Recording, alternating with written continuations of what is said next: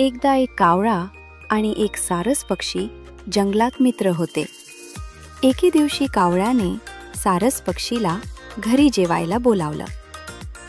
सारस पक्षी आनंदाने गेला, पण कावळ्यानं त्याला जेवायला दिलं पातळ खीर, आणि ती पण चपटी ताटलीत. सारस पक्ष्याच्या लांब चोचीने तो काहीच खाऊ शकला नाही. कावळा मात्र खूप हसला आणि म्हणाला, काय झालं, चव नाही वाटली? सारस पक्षी काहीच बोलला नाही. तो शांतपणे निघून गेला.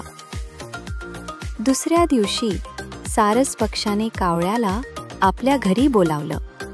तो त्याच्यासाठी खूप चविष्ट खीर घेऊन आला, पण लांब बॉटलीच्या भांड्यात. सारस पक्षाने त्याच्या लांब चोचीने आरामात खीर खाल्ली, पण कावळा काहीच खाऊ शकला नाही.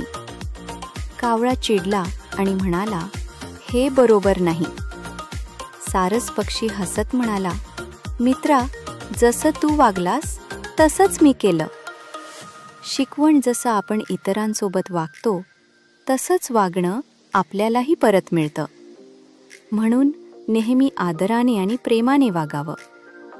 आपल्याला ही गोष्ट आवडली असेल तर कृपया लाईक करा, आपल्या मित्रांसोबत शेअर करा, आणि अशाच सुंदर गोष्टींसाठी आमचा यूट्यूब चॅनल स्टोरीबॉट किड्सला सबस्क्राईब करा आणि बेल आयकॉनवर क्लिक करा.